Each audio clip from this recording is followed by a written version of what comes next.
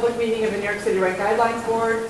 As you all know, those of you who are on the board and many of you who are regulars, this is just one meeting in a series of public meetings and hearings to determine renewal lease adjustments to rent-stabilized housing units in New York City with leases commencing or being renewed on or after October 1st, 2015 and on or before September 30th, 2016. I will now take roll call. Please respond to present. Harvey Epstein. Present. Peter Flax. Present. Shayla Garcia. Present. Cecilia Hosta. Present. Sabine Roman. Present. Helen Shaw. Present. Scott Walsh. Present. Sarah Williams-Willard. Present. I'm Rachel Gotzel, Chair of the Board. You can say I am present since I'm here. Our next meeting is scheduled for April 23rd, starting at 9:30 a.m. This is the tenant-owner invited group testimony day. Owner and tenant members, please have your list of speakers to Andrew by April 20th. As we state in our schedule, speakers representing apartment tenants are scheduled for the morning, and apartment owner representatives are scheduled to begin at 1 p.m. Hotel tenant testimony begins at 3 o'clock, followed by hotel owners at 3:45. Needless to say, this is not the only time by any stretch that either owners or tenants will be invited to testify. We will be having 4 public hearings in each of the boroughs as we did last year.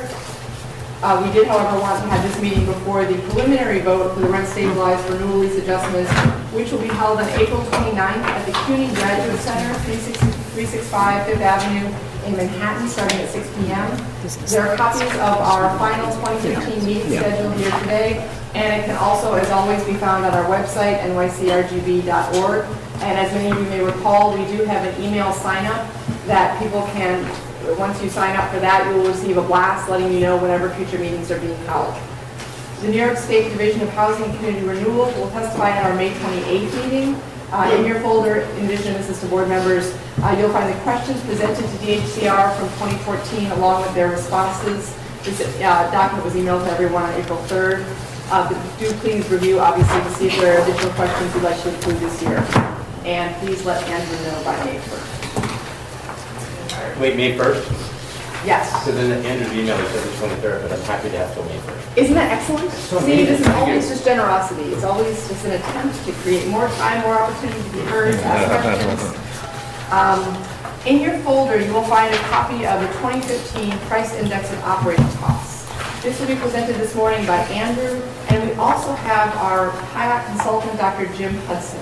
As those on the board know, and as many in the room know, this is the first year we're applying the reweighting that was done, that was actually initiated by my predecessor, and the preliminary analysis of what the reweighting would look like was presented last year, but we didn't use the reweighting last year. This is the first year for which it will be used. Accordingly, we're thrilled, and thank you so much, Dr. Hudson, for making time to have Dr. Hudson present to sort of explain again the differences in the weighting and why the differences will make the PIOC more accurate both this year and for years to come. After the PIOC presentation, we have a guest speaker from HPD, Deputy Commissioner for Neighborhood Strategies, Daniel Hernandez. Welcome, Mr. Hernandez. Hello. And in your folder, you'll find a memo by the RGB staff regarding questions posed to the staff with respect to the 2015 Income and Affordability Report. This memo was drafted in response to data inquiries from board members at our April 2nd meeting. And the memo was emailed to members of the board on April 13th. Please note that the annual filing of the Conflicts of Interest Board Financial Disclosure Report filing period has begun. This period ends on May 1st. It is akin to yesterday, which was tax day, so we all have to keep that number in mind and make sure that we file it on time. I'm very happy to introduce Andrew McLaughlin and Dr. Jim Hudson, who will present the 2015 Price Index of Operating Costs. Please note there are copies of the report here today, and as always, it will be available on our website after the meeting. Good morning. Actually, I thought I'd switch it up a little bit this year and give you pictures of our vacation to Niagara Falls last summer. But on looking at the pictures, no one wants... What? I was on the Canadian side, actually. Right. But, no one wants to see me in a bathing suit, so I nixed that. Anyway, so we are back. So each year, the New York City Rent Guidelines Board does the Price Index of Operating Costs. The Price Index of Operating Costs gathers prices for a market basket of goods and services used in the operation and maintenance of rent-stabilized buildings in New York City. and uses these prices to estimate cost price changes from one year to the next. Changes in the overall PIOC result from changes in the prices of individual goods and services, each weighted by its relative importance as a percentage of total operating and maintenance expenditures. This is the same approach used by the Consumer Price Index and other similar indices, but the PIOC specifically analyzes the goods and services typically purchased by owners of buildings containing rent-stabilized units.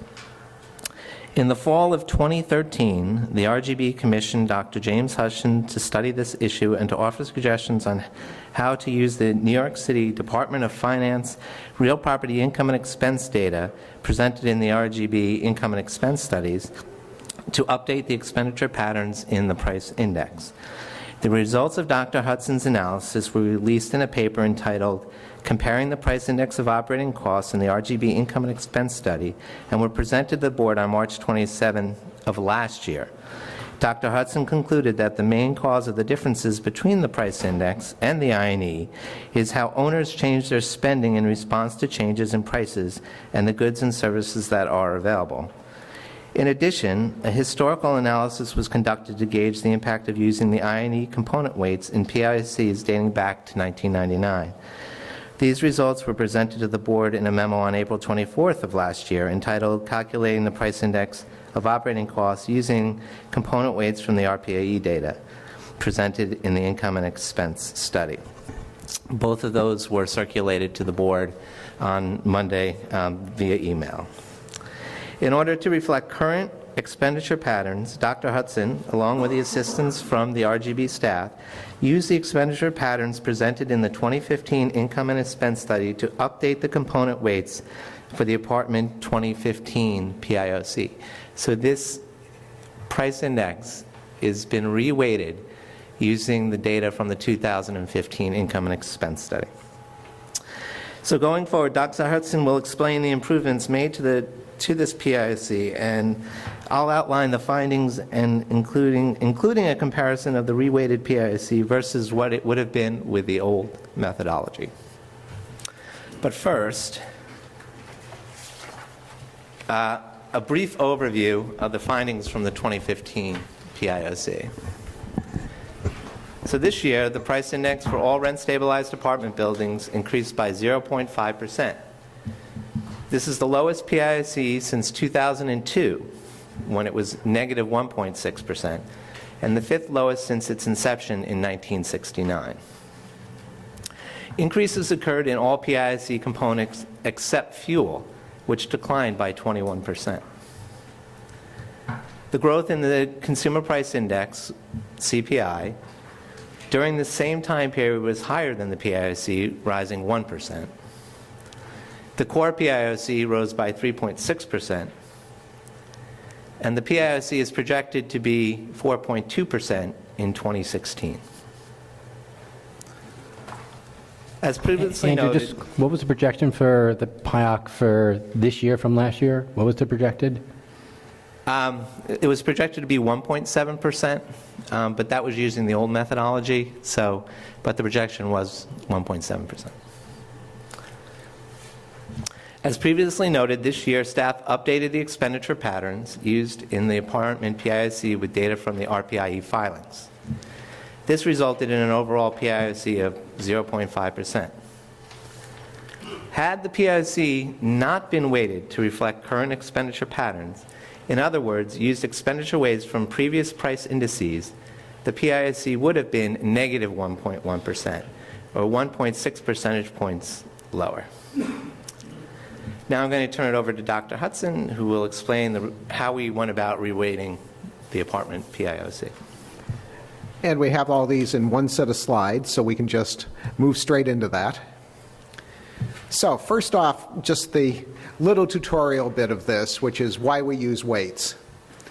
If you think about what we do every year is we figure out prices for things, but prices alone aren't sufficient to try to get a total expenditure estimate. You have to decide how important each of those prices is, how important taxes are as a component of operating costs, how important labor is, and so forth. And that's really what the weights are. It's really a measure of their importance. Ideally, you would like the weights to be based on, for example, the previous year's expenditures by the landlords.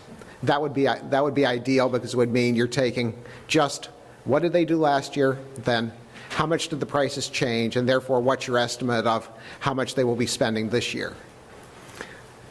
Historically, we haven't really had that advantage. We've had to use other ways to try to get the weights than using the most recent data available, because we didn't have any data. So anyway, last year we did an analysis and concluded that we could use the RPIE filings as used by already in the income and expense study as the basis for the weights. This year we implemented those weights. We used the actual costs reported by landlords through the RPIE filings for 2013, which came out in late 2014. Was it late 2014 or January? It was, anyway. Staff received it in late 2014, but Right. just to take a step back, normally the RPIE filings are due September 1st of each year. That was changed for the first time last year. It's July 1, so we got the data earlier, which helped actually with the reweighting, which Jim will go into, that we could then use the most current to reweight the price index. That the INE provided. So as long as they keep doing that, we'll have the most current data that we can use for the price index. Exactly. Is it June this year? Yeah. And then The law has been changed, so it's always going to be June. They're due by July 1 or June 30th. I'm not sure. I thought it was June 2nd. That was early June. Oh, is it early June now? What's the turnaround time? Like, how long does it take to actually consolidate that data? We got it in December. Yeah. It takes a while, and there's late filings. Obviously, not everyone files on time.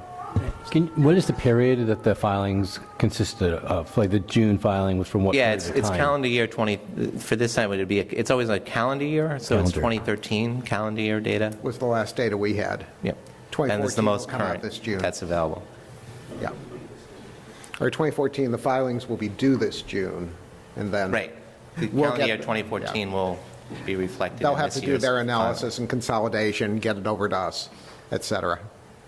Anyway, weights for 2013 as compared to weights that came from an expenditure survey in the early 1980s are clearly a whole lot more current. And from our point of view, that means that we're likely to get a more accurate index. Here, let me just add, there is a copy of the presentation in your folders. I don't know if everyone saw that. So. I see this improvement work as having two phases. The first phase, and probably the most important in terms of its effect on the index, is using the weights from the RPIE to identify the importance of the high-level components: total labor, total taxes, total maintenance, categories like that. But at the same time, we should also be looking to improve the weights that we use within those components. And we'll talk about that a little bit later. And that's why I'm calling the continuous improvement process as we go on. This year we did the high-level component weights and made a start at getting toward the more detailed individual items. And we'll talk as we go through about what we've done and what I hope we'll be doing going forward. Weights we typically present as a percentage of total operating costs. And we use weights for, as best we can, the year before we're gathering prices. So if we gather prices for the year ending March 30th, 2015, we'd ideally use weights for April 2013 to March 2014 as our starting weights. And the fact that we were able to use weights from the RPIE for calendar year 2013 is about as close as we're ever going to get. That's really the only issue here. So if you look at the weights, the actual weights from 2013 from the RPIE filings are in the first column of numbers. The weights that we would have been using if we'd kept with the old PIOC approach are in the second column of numbers. The big differences are, well, the one that jumps out quickest, I think, is fuel, where we're seeing fuel as being 12.6% of the overall operating costs compared to the 20% that we would have used under the old approach. That means that in a year like this, where fuel costs went way down, we would see a higher PIOC by the new approach than the old. In a year where fuel costs go way up, which we've seen a number of over the past decade, we would see a lower price index by the new approach than the old. Excuse me, and that would explain the difference between the point, that would give us the PIOC reweighted at negative 1.1. That's most of it, yes. Thank you. Yeah, we also see higher costs for administration as a percentage of total cost now than the old approach would have suggested, lower costs for insurance, and so forth on down the line.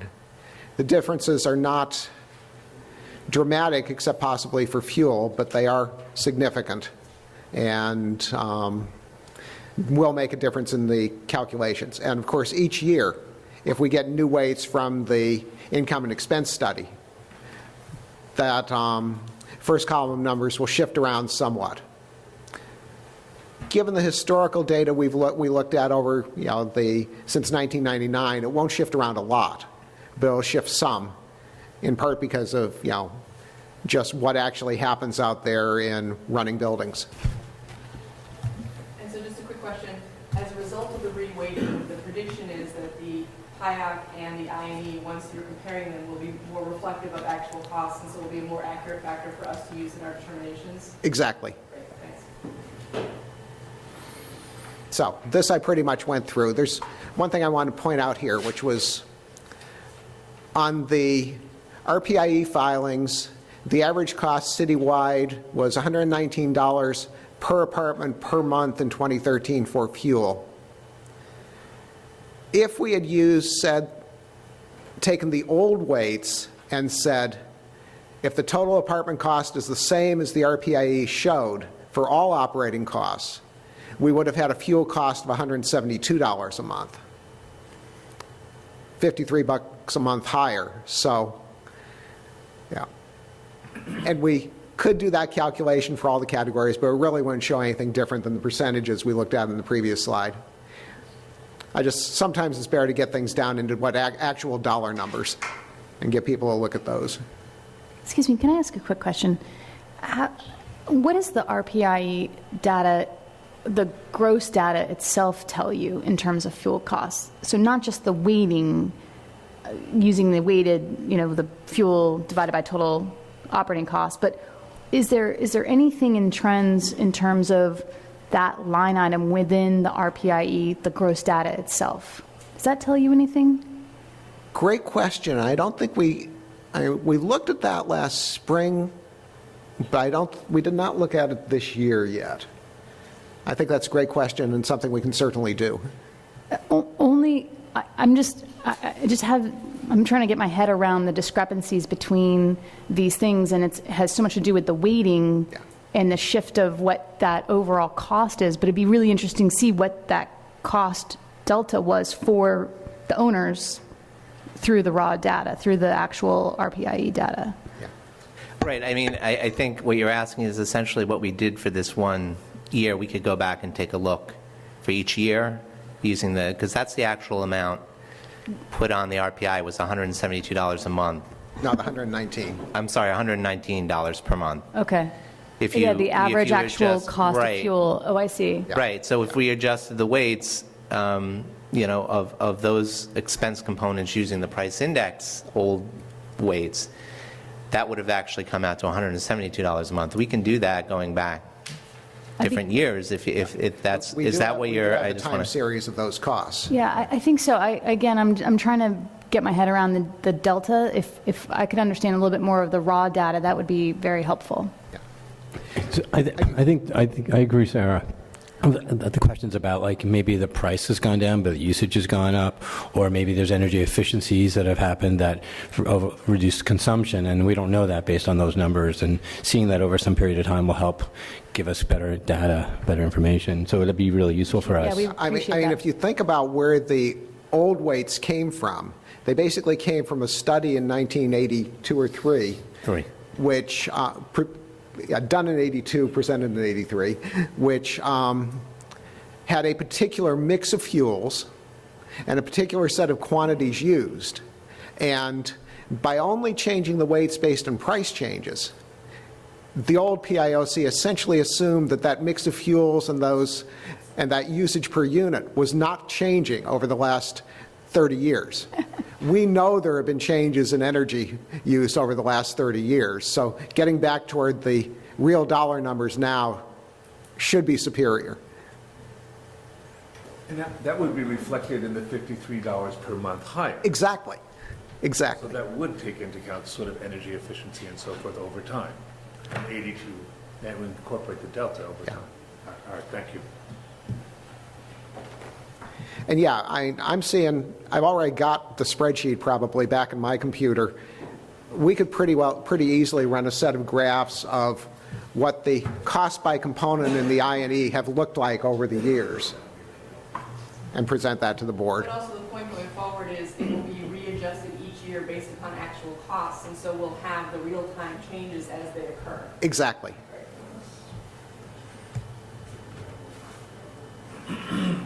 So I want to talk a little bit about the rearrangement of the individual items that we price.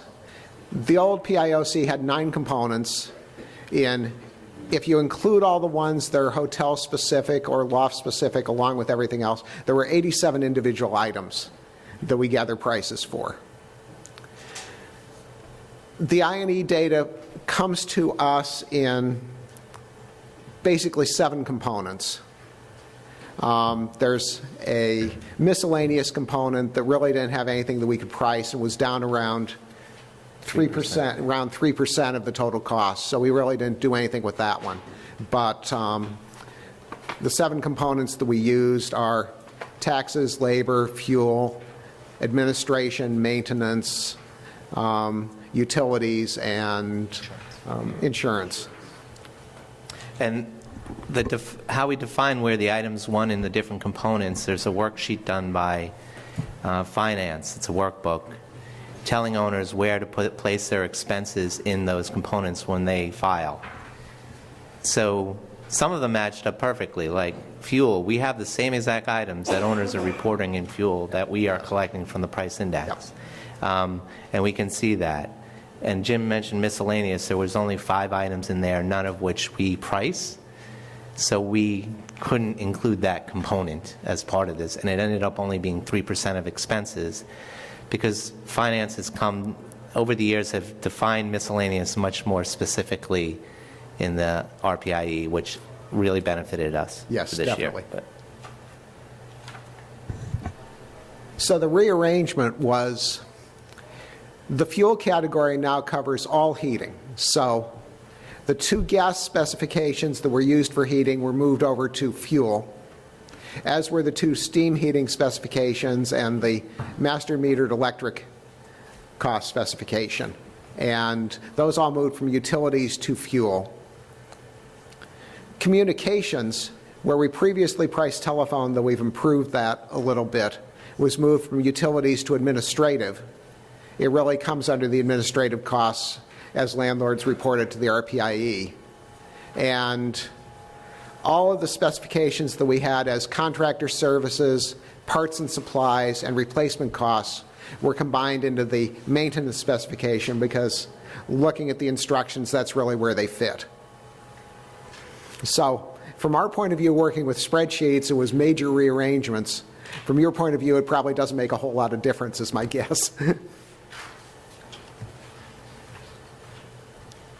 question. I'm looking at the appendix from last year's appendix 4, the breakdown. So you're describing basically how you categorize. Correct. Yeah.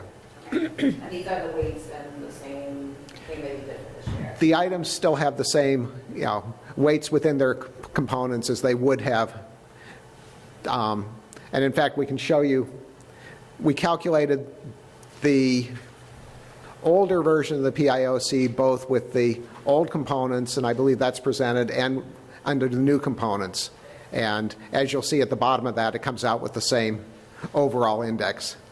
Yeah, it's the last page of the report, Appendix 9. What we did for everyone was take the price index, took the old methodology, put it into the 7 components, put them side by side so you can actually see what the weights are for each individual component versus from one year, from one methodology to the other methodology, the price relatives are all in there, and the item price relatives are all in there.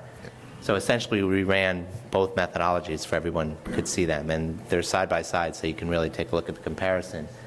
You'll notice most of the item weights are going to be the same in weight and price relative from. Right. I think only utilities is different because we were able to define that a little bit better, which Jim will tell you. Yeah. So far I've been talking about the all stabilized apartments index, the first one that we present, the one that gets most of the discussion in the report. But as you know, we also do calculations for various subsets of the stabilized buildings. The RPIE data does distinguish between pre-1947 and post-1946 buildings and provides operating costs for those 2 building age groups. So we were able to use those as the component weights for those groups and do exactly like we did for all apartments, just straight off use the new approach totally. That was the easy one. For gas-heated and oil-heated units, we needed to look at how the type of heat affected the total cost of heating. And we had some data on that from the owner's survey in 2012, sorry. You made that mistake earlier, I'll make it now. And from that data, now the first off is oil heat was a lot more expensive for the landlords than gas heat. Oil heat was about 22% more than the average cost per unit. Gas heat was about 30% less than the average cost per unit, which means oil was a whole lot more than gas. What we did was we took the average heating cost from the I&E, applied those two to get a new dollar amount for oil heat and a new dollar amount for gas heat, and then used those as the weights. So that was really a fairly straightforward approach. As you'll see in a few minutes, I'm hoping that we will update the some of the heating information with next year's price index, particularly the usage. There's some key reasons to try to do that, but we'll get to that shortly. Anyway, that's how we calculated the oil and gas heated units. We weren't able to do anything with the master metered units, buildings with electric heat, but as you know, those are very rare. We could do the calculation, but we'd basically have to assume that they have the same cost for each of the components as any other building, and that really wouldn't be too accurate. So I believe the report does not include that index this year. No. Is there a time frame by which buildings typically converted to gas? Is there almost like a chronological time frame again that you can use that can help be a proxy of those with oil heat and those with gas? Well, we mentioned in 2012 we actually did an expenditure survey as part of our owner survey just for fuel. Mm-hmm. So we were able to say, okay, what type of fuel do you use to heat with? How much did it cost to heat the building? So we were able to do an expenditure survey, and we've used that data from that. The big factor now, as a lot of people know, is that July 1, everything's supposed to be converted away from number 6, fuel oil. Mm-hmm. It's not used anymore. So next year we have to go out and redo that expenditure survey. That will give us a better picture of where we are in terms of conversion and where fuel oil. Going from that point forward, we'll look at it year after year. Not every year, rather, I should say every 3 or 4 years we'll take a look. But I suspect that conversion will not be nearly as much as it will be from starting in 2010. I believe that law was passed to 2015. So I expect in the last 3 years we're going to see more away from, obviously, from number 6, that will be eliminated. But whether they went to steam or gas or number Number two, 4, number 4 because oil. they're bigger buildings, I would imagine they go number 4, fuel oil. We'll see. My guess is that there's been a lot of gas conversion, but we'll Yeah. find that out. A lot over the last couple of years and a lot continuing this year, I suspect, too. Which may impact also why that fuel, in the new methodology, the fuel costs are 12%, instead of the 20%. And it probably has, because it's all about expenditures. So if people are going to natural gas, it's just going to lower their expenditure on that particular item. So that's another thing that says to me maybe they are going. But hopefully we're going to do that survey and we'll find out. Yeah, I was even thinking, like, even just the proxy of pre-war, the pre-1947 and then post-1946. I'd be curious to see what the percentage would be for those. I imagine it's vastly weighted to the pre-war buildings. In terms of the fuel oil is The vast. fuel, Yeah, yeah, yeah. is- Well, that is. They do have a higher percentage of the fuel oil now, because that's That's what they that were makes built with, sense. But yeah. those that some will convert because they have to, because they were the number, especially the bigger building. Yep. I think number 6. I think you have to have, a limit of 24, 25 units even to burn number 6 in New York City. So those are going to be bigger buildings. So anyway, that's how we handled the individual indices for the types of heating. For hotels, go ahead. Are you going to tell us, you're saying you're going to survey how many buildings are now converted to natural gas from fuel and have that data so we know what the universe looks like? Is that? I don't know if we can get to the total number. I mean, the Department of Buildings may have that number, but what we will be able to do is an expenditure survey, and from those responses, we can say X percentage now are using gas, X percent are using fuel oil, X percent are using steam. And because it's an expenditure survey, though, you total the cost for those different particular items, and that's how you get the weighting. But I can't, we'll know, because the building will say, I think in our last survey it was about 50-50. 50 were doing gas, 50 were doing oil, 2 or 3% were doing steam. And maybe 5% were dual fuel, where they could burn both gas Both and oil. gases. But then and we got oil. the cost for each, the cost that they paid for the gas, the cost that they paid for the oil. So we'll know those numbers, but at the end of the day, fuel oil gathers more weight because it's just more expensive. But that information's available for some, there's got to be some government agencies keeping track, like Department of Buildings might, or some. They have to. There's certificates that they have to register, and when they make a conversion, so we can ask for Yeah, that can we data. just get it? We'll see if they'll be able to provide it. I just have a question about the dual fuel issue. As somebody who builds new buildings, I think we do have to make sure we take into account that, there are limits on how much natural gas can be brought into the region. So Con Edison does have peak volume times where owners mandatorily have to switch to oil, whether it be 2 or 4 or previously 6. So I just don't want to lose track of that in the conversation, because I've run buildings that are totally on gas, but we get a notice from Con Edison, and if you don't comply, there's very serious penalties for owners.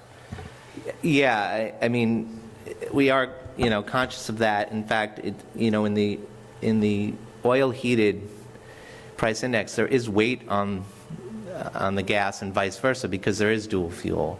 So you would think, oh, it's all oil heated. Why is there any weight given to gas? But there is, because they're dual fuel, and the same vice versa. When there's gas heated buildings, there is some percentage of that is fuel oil, because we know it's dual. So some of that are dual burners. But that's in our $119 calculation. It The all dual- goes into the 100. That goes into that same number, right? So if you're using natural gas and then oil, that goes to the same bottom line number that I think you're saying. And when we went out in 2012, and again, if we go out in the future, now what we're getting not just who uses oil and gas, but how many dollars they spend, which is where the weights come from. So if they use both, we'll get that. We really don't have, at this point, the ability to do the same change for hotels and lofts because we don't have any data on actual expenditures that's usable from the RPIE. So those are still using the old approach of updating the 1983 weights year by year based on prices. Until we can get expenditures, that's really where we are on those. We did, for consistency, rearrange those indices to use the new components so that they match up with the apartment indices. But, yeah, they still are calculated based on the old approach to the weights. So, we've already talked all about this. This is just that we used the RPIE to create the weights. We rearranged the items to fit into the RPIE components. And for the hotels and lofts, we updated the weights using the old method. So we've already been talking some about future and about the items within the components and getting the right balance between oil and natural gas or management fees and accountants, those sorts of changes, getting the weights within the particular components. At this point, we will continue annually updating the overall component weights from the RPIE. And what I'm hoping we will do is each year collect sufficient data to work on the item weights within a single component, which we can do through the existing owner's survey with adding a limited number of questions so that it's not too much of a data collection burden. And then working each year trying to improve weights in one area of the index. For this year, we collected data in the areas of administrative costs. We got costs for accounting, management fees, office supplies, communications technology, attorneys, and the data that we collected this year will allow us to revise the item weights within that category, and we also hope improve some of the prices that we're collecting, some of the specifications for what we collect for next year. Each time we do this, it'll be usable typically for the weights for the following year. So this year we did administrative costs, and you'll see that reflected in next year's report.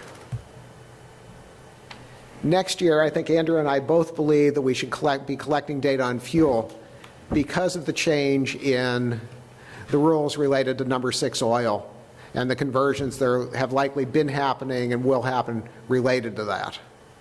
And because it's a significant component and one with volatile prices, it's important to try to get as good a set of item weights as we can in that area. So that's our proposal for next year. Going forward, I'm not sure exactly what order will be best on these, but maintenance is clearly a component that has, if you look at the charts, an awful lot of things that we're pricing at this point. There are 44 items total, including a couple that are like only used for hotels, and like 38 or so that are priced at the moment in the apartments index. And 8 of those, starting with painting costs, are 3/4 of the weight in that component. The others add up to only about 1/4, and almost 30 of those are each less than 1% of the weight in that whole component. So we're pricing an awful lot of things where we're spending money collecting data, but not really getting much value for it because they're such a small contributor. If you got, on some of these specs, if you got a change, if the price went up by 10 times, you might see it in the 4th decimal place in the overall price index.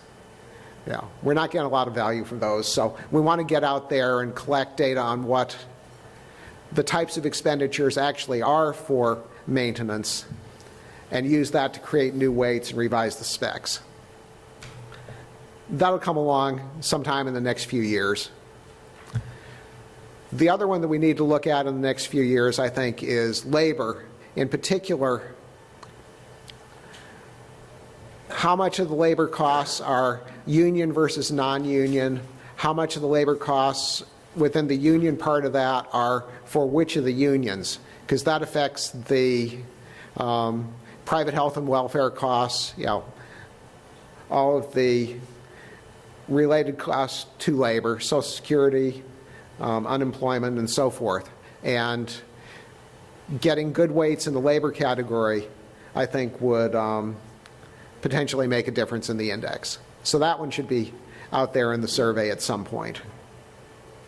And it'd be great to do all of these at once, except that if we try to do an owner's survey with all that information, we're not going to get any responses because it's way too many questions for people. So we have to sort of choose our battles here, and if what I hope happens, continue doing one of these sets of items every year, on a cycle, so that we are no more than 4 or 5 years out of date in terms of the item weights within a component.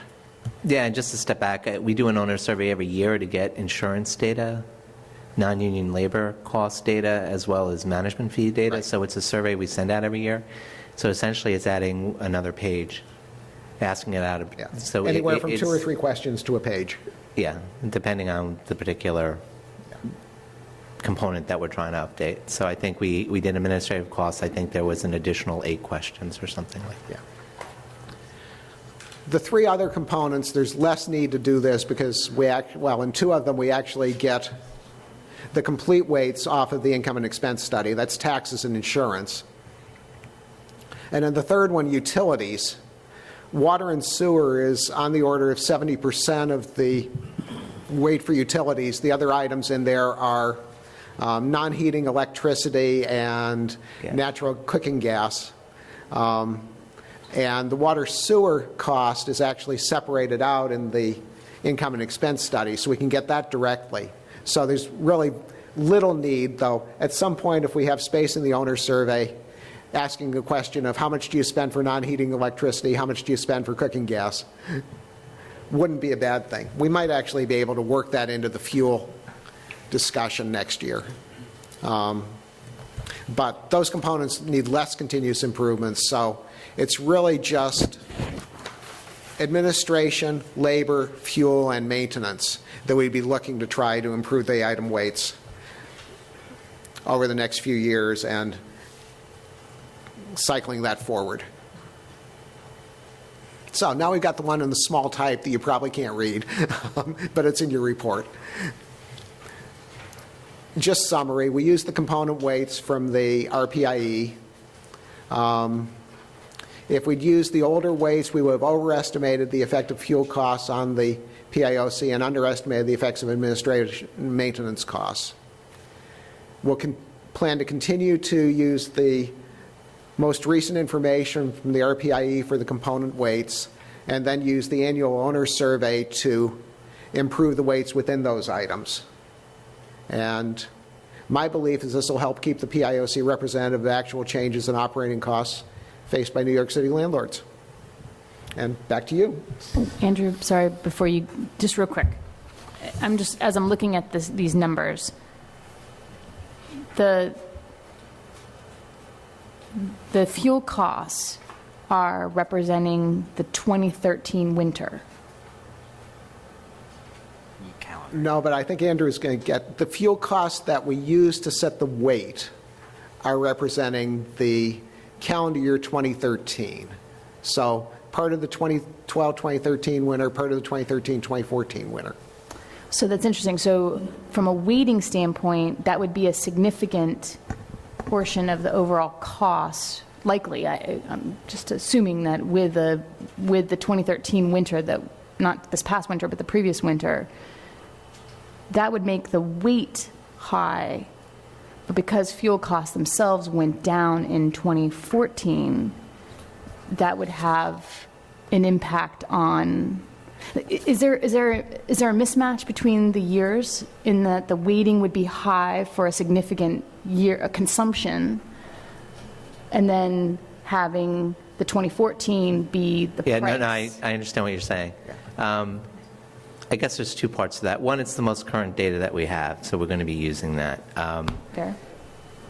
What we use, and it's the same time period that we used to use for the old PIOC methodology. Those were the weights we had to start with because we couldn't get new, even when we took the old weights and adjusted them for pricing. That's why we adjusted for pricing. So if a particular, say a price index was 4% and people were spending 10% increase in their fuel part, that proportion of fuel would mean more in the next price index.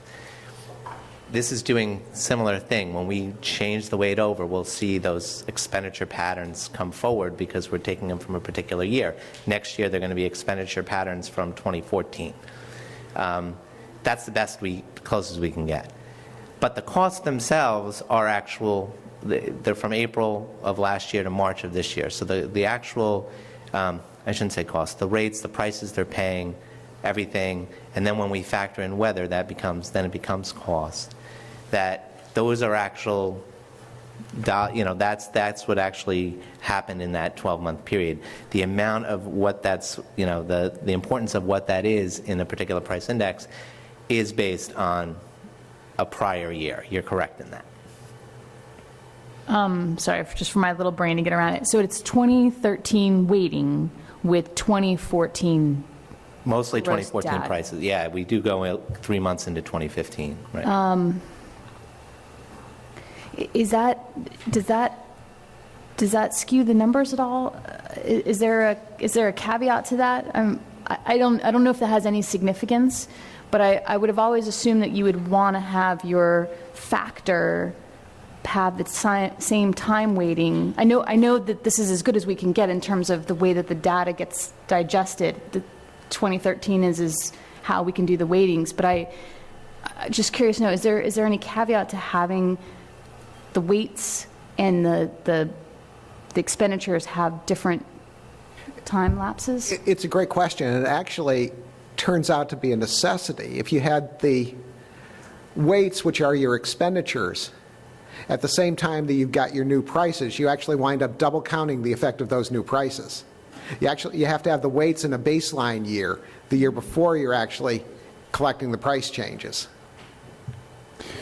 So just so I'm clear, the change here will allow less large swings because it'll be much more related to actual costs. Before we saw swings in the PIOC because we were based on old weighting that really didn't exist to what was happening in reality. That's why if we use the old formula, the PIOC would be a negative 1.1 because it allows for the greater swing. This seems like there could be less swings in the PIOC and the price index because it'll be actually related to what owners' costs are and less kind of a hypothetical, which is what the PIOC used to be. That's what we feel, yes. I mean, the swing is only as much as the volatile price change. If fuel was flat, it didn't go up at all, there would be little impact using either methodology to some degree, or less of an impact, simply because there was no increase or decrease in fuel. So when we saw large spikes in years past, that's what threw the price index off, whether it was fuel, whether some years it was taxes, some years it was insurance, that contributed to that. Starting at a better place, where owners are as current as we can get with expenditures, those will have less of a, we feel certainly will have less of a, and be more realistic of what's happening on the ground. So,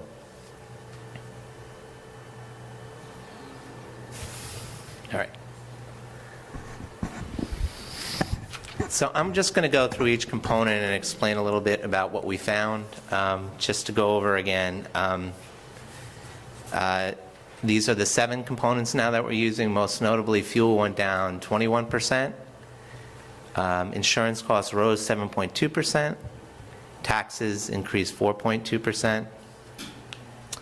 And then more moderate increases were seen between the remaining components from 1.2%, which was utilities, up to administrative costs, which is 3.9%. All these changes the cumulative growth in cost was then 0.5%. So just quickly to point out that where does this data come from that we use in the PIOC? 34% of it comes from government agencies, such as we get the tax data from finance, for example. Then we go to vendors and contractors to get pricing data for anything from plumbers to painters to different appliance stores and things of that nature. Unions and utility companies comprise 18% of the data. And finally, we're just going to the owners of rent-stabilized buildings for 19%. So that's a breakdown of all that's represented in the price index. So if we take a look at taxes rose 4.2% this year. A large part of that growth, or almost all that, I should say all that growth, was due to assessment increases, which was for all apartments was 6.5%. Brooklyn had the highest assessment increase of 7%, and then it was followed by Manhattan at 6.7%. Then Queens 5.7%, Bronx, Staten Island 5%, and the Bronx 4.9%. So those increases were somewhat dampened by, there was a change in the tax rate, which was down 2.1%. And so then the total change in tax costs was up 4.2%. And this is for class 2 buildings. Over time, you can see this graph shows assessments, which are in that orange bar, growing. In the last 3 years, you'll see, well, even more so, assessments have been growing for quite some time. But interestingly, tax rate for class 2s have gone down the last 3 years. And the black line represents where the actual total growth of taxes, or change in taxes, I should say. So we take a look at labor costs. Labor costs and taxes, I should say, make up about a quarter of the price index.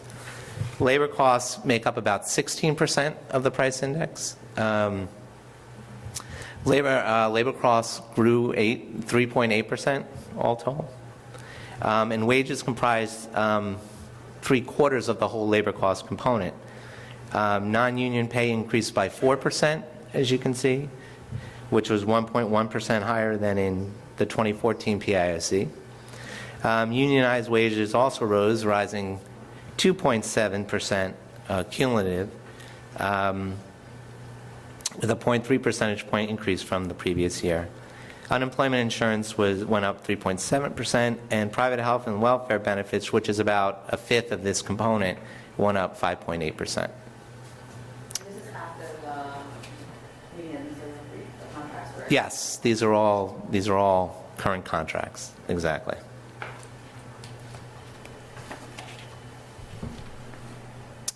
So the fuel cost declined 21%, and as we spoke, the fuel oil, the fuel component now consists of heating costs for fuel oil, natural gas, and steam.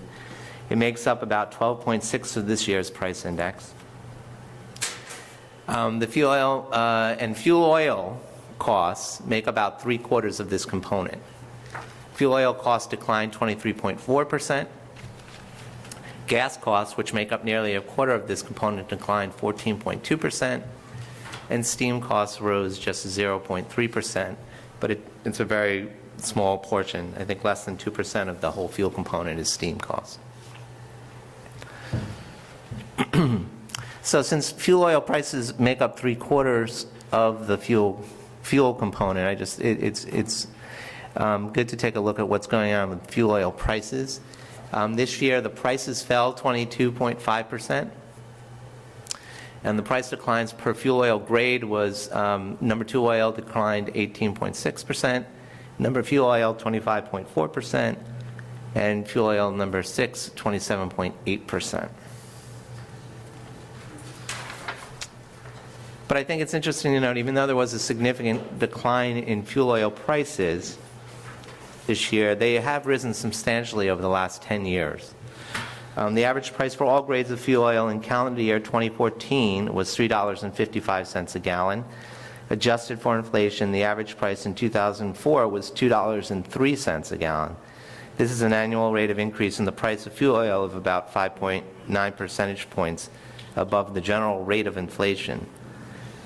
So adjusted for inflation, the price of number 2 fuel oil, which is the most commonly used, fell by 4.5% in 2015, following a decrease of 4% in 2014. So the utilities component now consists of non-heating natural gas and electric costs, as well as water and sewer charges. So there are no heating parts of this component anymore. And it makes up about 11% of this year's total price index, the utilities component. Prior PIOC also included telephone rates, which we've now moved that item to administrative costs, and we call it communications. So utilities increased 1.2%.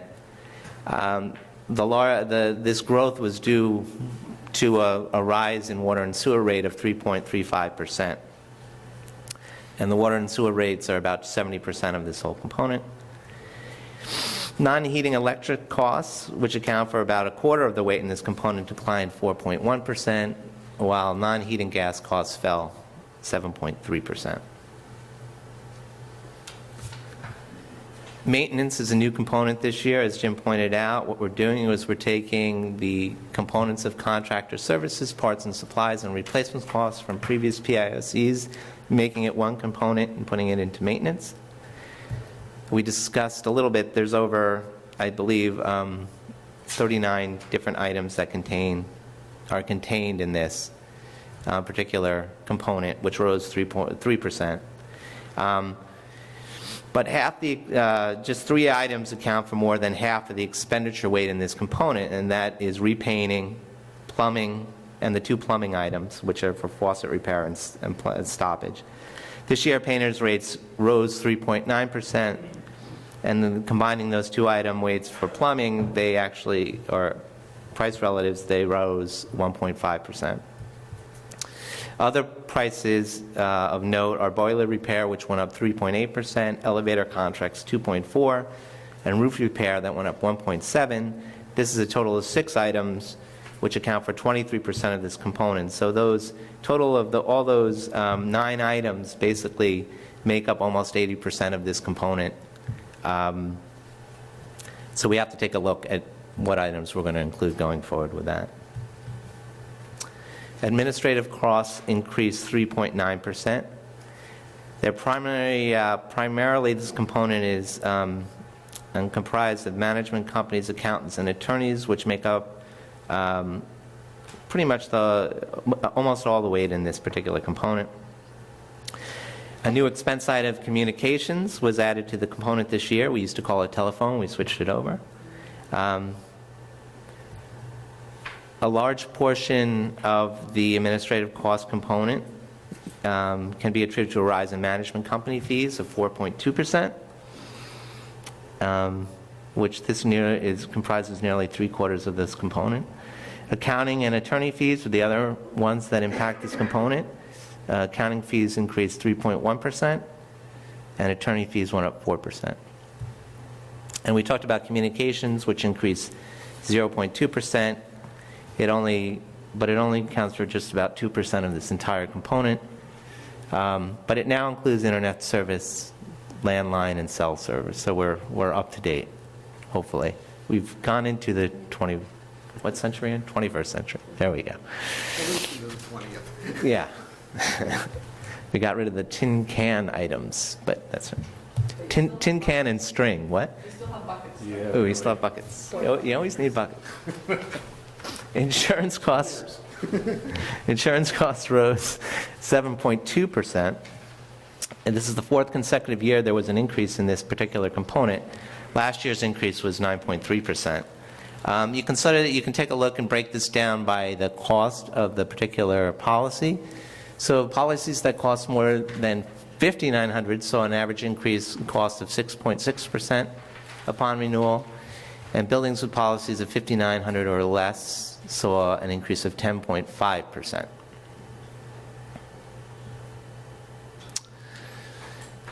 There are different PIOCs, we talked about this for pre, post, gas heated, oil heated. Pre-47 price index was negative 0.1%, essentially flat. Post-46 building, their cost rose 1.2%.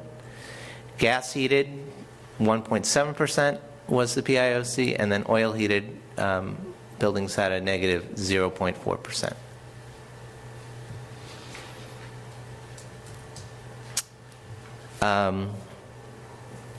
As we discussed, you can do a comparison between the old and new weights. And we've repeatedly said this morning that heating costs proportionally lower in income and expense data than it is in the old methodology. But the importance here is that the PIC would have been negative 1.1% if it was not reweighted. This took a look at the expenditure weights. Jim went through this already, so I think I'm going to go past the slide unless we have questions on it. But it's just comparing the two component expenditure weights from the old and new methodologies. Andrew, could I ask you a quick question? On a couple slides back, we said that owners' costs have gone up or administrative costs. And how does that strictly data from the owners, or where do you get that data from? It's administrative. The management fees come from the owners, but we validate them with the management fee companies. So we send out an owner survey. When we get that survey back, we validate every price that we get. So we'll call the management company and ask them, is this really the fees you were paid? Often they're the ones filling out the survey, so we don't have to call them back. Right. But the attorneys and accountants we call directly. It's not information we're getting from the owners. It's interesting because we said earlier that housing court filings were down, but costs are up. So it's interesting to how when filings are down, I mean, the price per case could go up. It's not. That's a good question. Good point. In that particular item, it's price. It's not cost. In other words, an attorney increased their fees 4%, but maybe the owner hired them. Whether the owner hired them more or less is not something that's calculated in the pricing.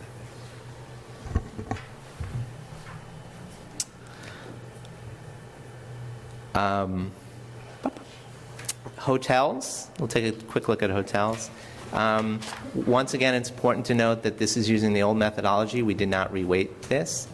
The overall PIC for hotels was negative 0.2%. Most notably on these, fuel went down minus 19.9%. Taxes were higher in this particular than compared to owners, up apartments rather, 8.7%. And insurance costs rose 7.2%. The other increases were more moderate increases for these components. And this is like the taxes they spend overall for the whole property, or for Yes. only rent stabilized? No, only rent-stabilized properties. I'm sorry, not all buildings, just when we get property tax data, we take the list of buildings that are registered with DHCR, and then we match them up. So we're only getting data on buildings that are owned. Even if they only have one unit in the building, or is it? Yeah. Okay. Yeah. We can still, obviously, using the old methodology, can do PIOCs for the traditional hotels, the rooming houses, and the SROs. So the traditional hotel index was 3.2%, rooming houses negative 1.2%, and SROs negative 3.9%. We also do a loft price index. Lofts, again, using the old methodology. The overall rise in cost was 0.4%. Most notably in this one, again, fuel down 23.5%.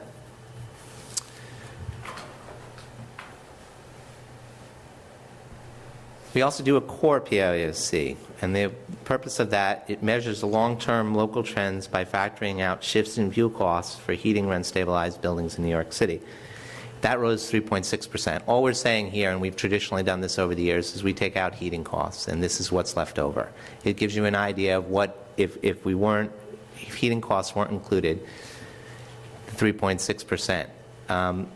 By taking out a volatile, the theory behind it is taking out a volatile expense, you see how other expenses rose within that particular building.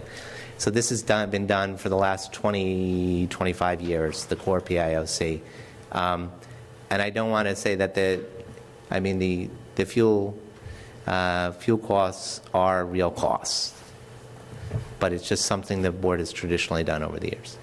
What's the weight on The fuel is 12.6%, so we eliminate that. You essentially eliminate that, you put the weight out to the other components equally, and that's how you get to the 3.6%. Did I say that? Yeah, perfect. Ooh, I'm perfect. Does not include fuel costs. So the rise in the 2015 core was higher, 3.1 percentage points higher than the PIOC, which was 0.5%, which makes sense if we're getting rid of that heating component.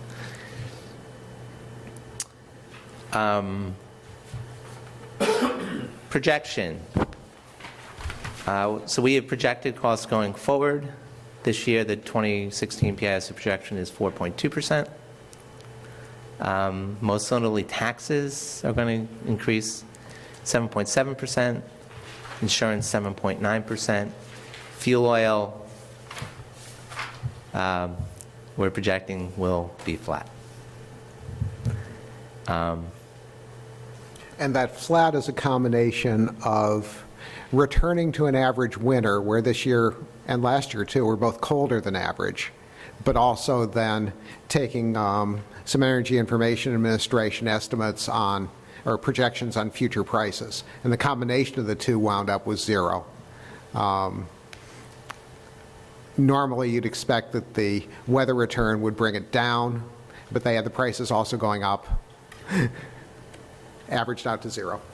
And these projections were used using the newer weights because it's the apartment index, so to try to compare that to past PIOCs or past projections, it would be not advised. Why the substantial increase in taxes from 4.2 to 7.7? What are you expecting? A lot of that's based on assessments rising.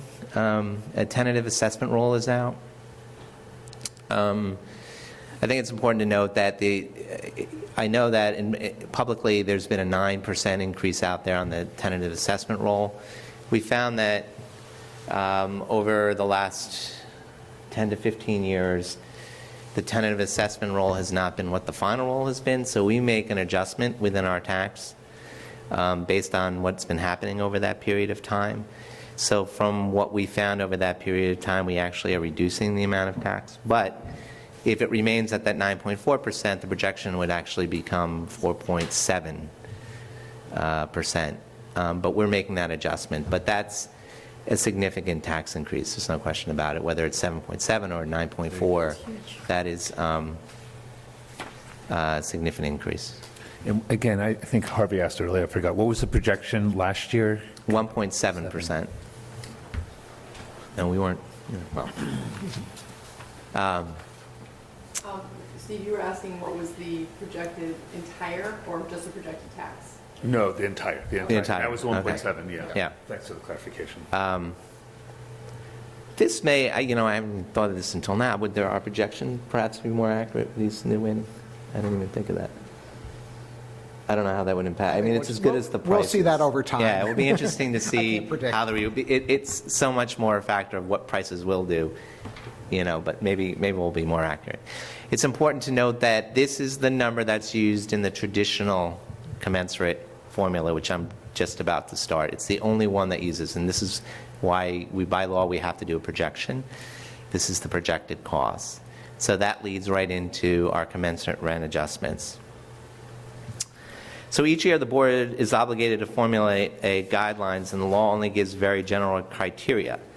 The board considers mortgage financing, income and expense data, tenant and income and housing affordability, the price index, and other factors in setting guidelines. Just one tool the board has used since its inception is called the commensurate rent adjustment. What the commensurate rent adjustment determines is how much would rents have to change to keep an owner of a rent-stabilized building whole. In other words, if the NOI was, say, $40 and the income was $100, how much would rents have to change to keep that NOI at $40 in absolute fixed dollars? How much would rents have to be adjusted to keep the NOI figure constant or at the same absolute number? The first commencement method is called the net revenue approach. While this formula, Andrew, can I just quick question? sure. So when we're setting the commensurate rent adjustments to keep the owners whole, are we using the current NOI as of this year according to income and expense study, or some different NOI? The amount of expense, the amount of the dollar that's for expense is from, yes, the current I&E. So that's Yeah. that's important to realize. Yeah. So that's the other side of it is the NOI. So while this formula takes into consideration the types of leases actually signed by tenants, it does not adjust owners and NOI for inflation. So basically what we're doing is saying X percentage of folks are renewing this year. From those X percentage, which is about 60%, we're going to compensate owners for their past expense over the year, the past 12 months. So in doing that, under that particular formula, not taking in any vacancy leases at all, any vacancy factor, it works out to a 1-year lease of 0% and a 2-year lease at 1.5%.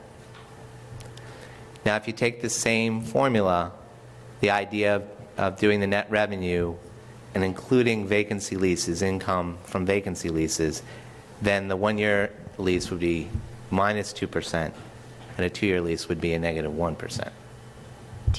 Is it easy for you to illustrate what that actual formula is for each of these? I'm presuming you're going to go into, the CPI adjusted, the traditional formula, just so the people can see exactly how those percentages work. Is it a really complicated? Is it secret math? No, it's not secret math at all. It's not secret math at all. I'm trying to, whether explaining it without showing it to you is easy or not. Basically, Or what we could do is maybe in our next session, if you can distribute literally show you the that. numerator and denominator, because I tried to do this on my own last year, and you and I had many lengthy conversations about it, and so I just want to make sure everybody on the board is aware of how this calculation, what data goes into how this calculation works. one piece of the data, and I'll tell you, is that we do a vacancy factor. So when we factor in vacancy, we don't say, owners are, the 20% vacancy allowance. That's not what we're looking at. What we're looking at is actually we take the DHCR file and we say, in the real world, what's happening when a new tenant comes in. We found that the mean increase at that point is 8.7%. So we're taking that 8.7% as the vacancy factor. Some leases, there is no increase. Some leases, there are partial increase. The market dictates what's going on. Some take the 20% or the 25% or whatever they are allowed under the law due to the put in. But the mean for everybody is 8.7%, and that's what we're using. And what percentage of buildings typically have vacancies in a given year? It's about using data from the 2011 HVS, because we don't have the new one. It's the median, not the mean. Oh, it's a median of the mean, that's true.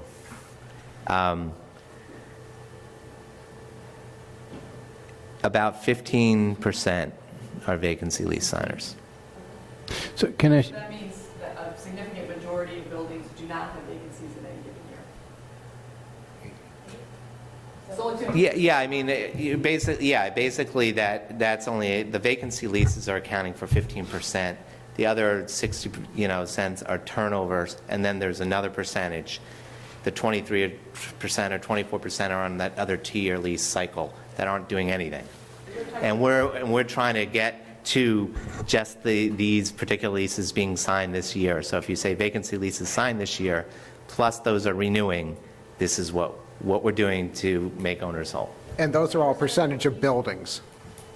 Those are all percentage of units. Units. Not buildings, size. yes. Percentage of units, because that's the HVS. are you works out. including the units that go from stabilized to unregulated because the rents exceeded 2,500 in this calculation? No. So how many of those units are then like the unit that's 800 and then there's a lot of 140th, 160th, and they go over 2,500? How did those units get calculated into this number because they were stabilized units? They don't. So if they were included for owner's costs, then owner's potential income is higher if we include those units because they were stabilized and they become unstabilized. I think maybe the different way to look at this is you're taking owners, and correct me if I'm wrong, Jim, in this, but you're taking a look at keeping the stabilized unit whole.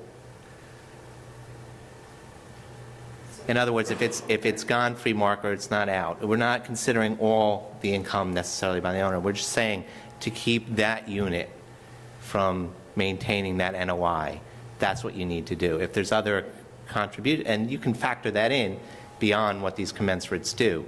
We can't factor in that with the commensurates. I don't think we can get to that number, but that is a factor. That's why this is just one of the tools that you can use. But there is income in these buildings that are, from units that are no longer stabilized. How you want to factor that in your decision. Can you get us a percentage of how many units then were taken out of stabilization that aren't factored in? If it's 2% of the units or 10% of the units?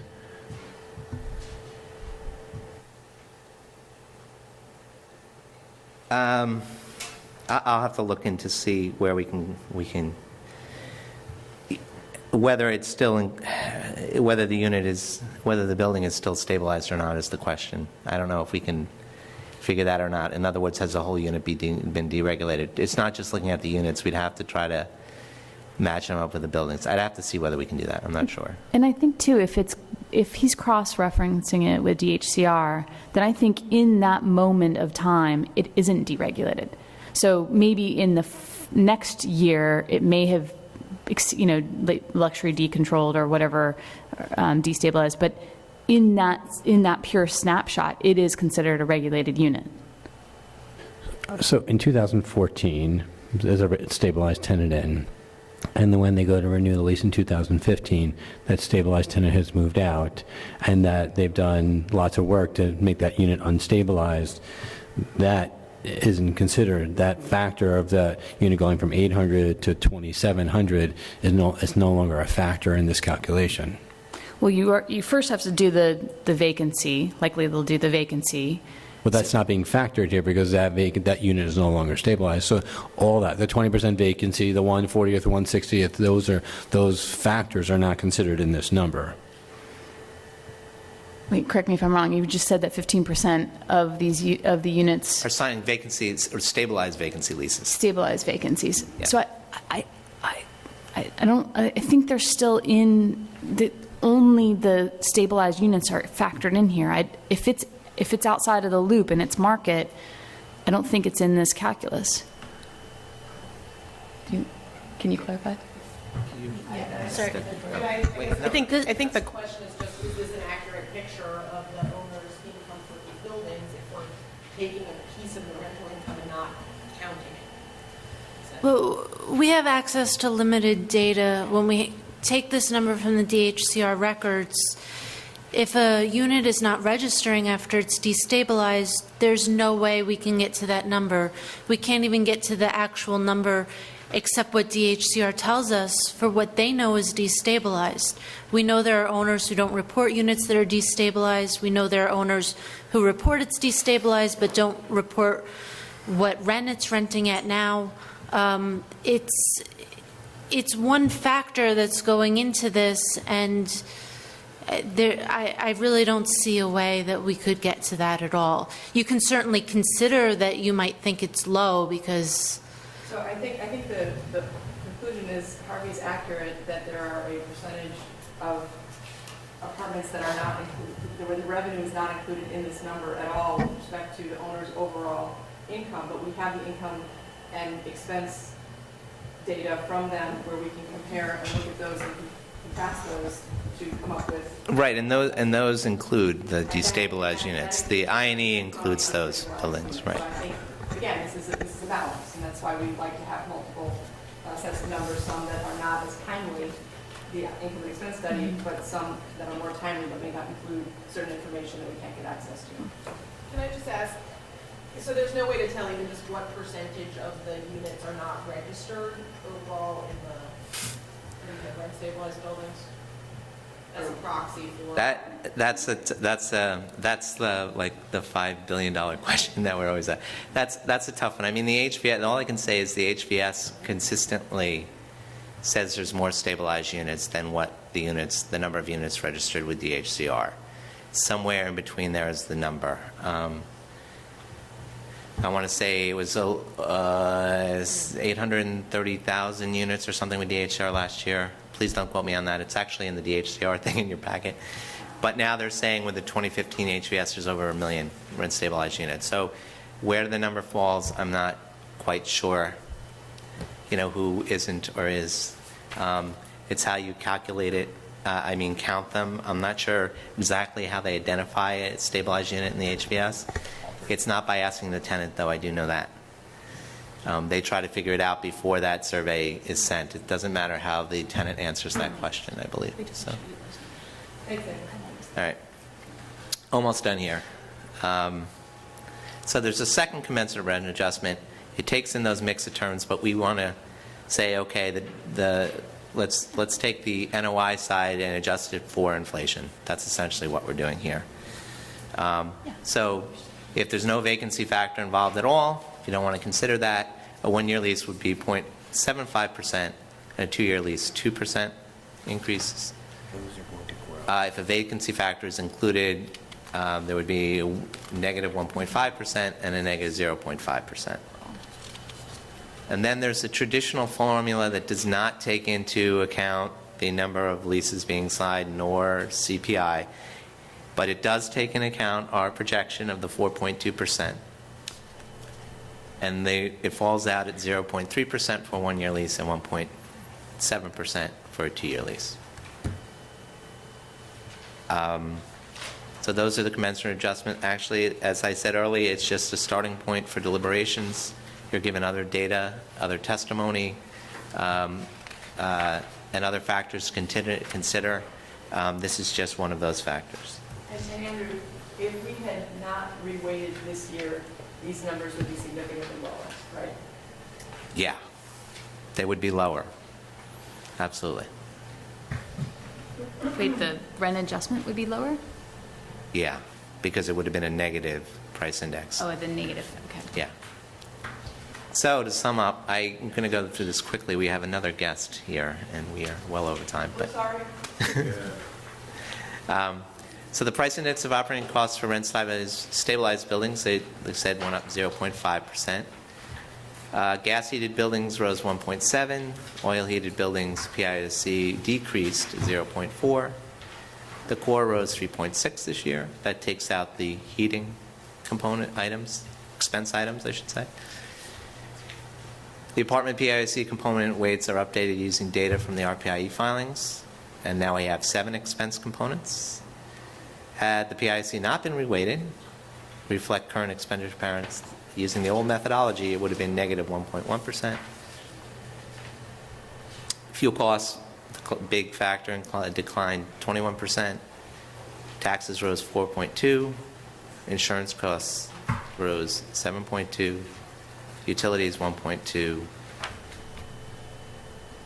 The labor costs 3.8. Maintenance, the new component, 3%. And the PIOC is projected to rise 4.2% next year. So I'll forgo my slides from my trip, and I think we'll end it here. Thanks so much. And thank you so much, Doctor, for coming. Thank you.